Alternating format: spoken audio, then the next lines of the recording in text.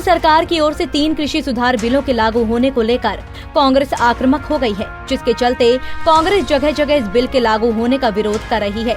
वहीं टिहरी पहुंचे कांग्रेस के प्रदेश उपाध्यक्ष ज्योत सिंह बिष्ट ने केंद्र सरकार की ओर से पारित कृषि सुधार बिलों को किसान विरोध बताया।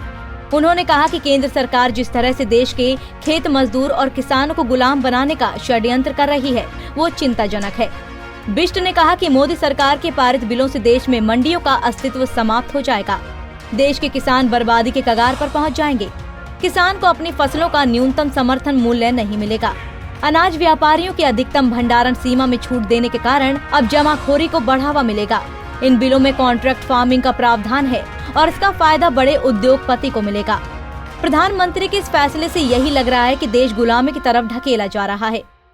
किसानों की हितों की रक्षा की बात करें, इन बिल के माध्यम से मंडी व्यवस्था समाप्त हो जाएगी, तो जो न्यूनतम समर्थन मूल्य है वो किसानों को नहीं मिल पाएगा। जो भंडारण क्षमता बढ़ा करके जमाखोरी को बढ़ावा देने की साजिश है, उसका नुकसान भी किसान को उठाना पड़ेगा। और उसके साथ जो सबसे ज़्यादा महत्वपूर्ण बात है कि इससे पीडीएस सिस्टम, जिससे गरीब को सस्ता राशन मिलता है, वो भी खतरे में आ रहा है।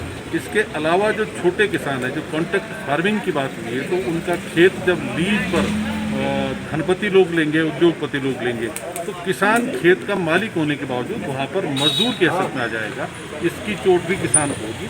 और उसके साथ साथ जो मंडी में काम करने वाला आड़ती है, वहाँ पर जो तोलने वाला है, जो मजदूर है, जो सफाई करने वाला है, वहाँ के कर्मचारी हैं, कुछ लाखों करोड़ों लोग वो भी बेरोजगार होंगे।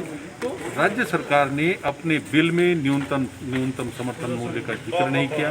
राज्य सरकार ने अपने बिल में, हमारा सवाल है कि जो फूड कॉर्पोरेशन ऑफ इंडिया है, जो 15 करोड़ किसान परिवार हैं, उनको ये घर जाकर के समर्थन मूल्य देंगे। ये सारी व्यवस्थाएं किसान को कमजोर करने वाली। भारत सरकार ने अब तक जो बड़े नीतिगत फैसले लिए, चाहे वो नोटबंदी हो, चाहे वो जीएसटी हो, चाहे वो लॉकडाउन का हो, उससे जो उन्होंने जनता को आश्वासन दिया था कि हम ये फायदे देंगे, उसके उलट लोगों को नुकसान हुआ। इतना ही नहीं, कांग्रेस उपाध्यक्ष ने भाजपा को बंदियों की सरकार करार दिया है।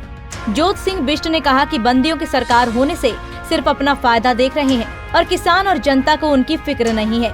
जितने भी फैसले उन्होंने अभी तक लिए, सब जन विरोधी ही फैसले हैं।